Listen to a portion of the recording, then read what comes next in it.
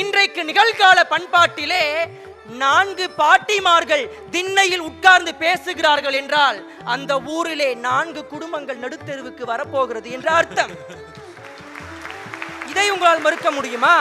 அதற்கு பிறகு அப்துல் கலாம் ஏவுகணை ஏவினாரே, ஏற்றுக்கொள்கிறேன். ஆனால் அதே அப்துல் கலாமிடம் ஒரு பத்திரிகையாளர்கள் கேட்கிறார்கள், இந்தியாவின் நிரந்தரமான சொத்து எது?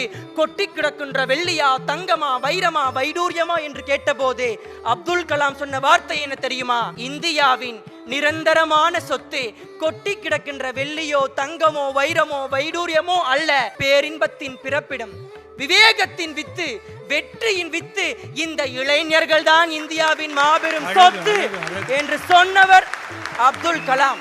அப்படி இருக்கும் போது நிகழ்கால பண்பாட்டில் அதிக தாக்கம் செலுத்துபவர்கள் எங்களுடைய இளைஞராகத்தானே இருக்க முடியும்.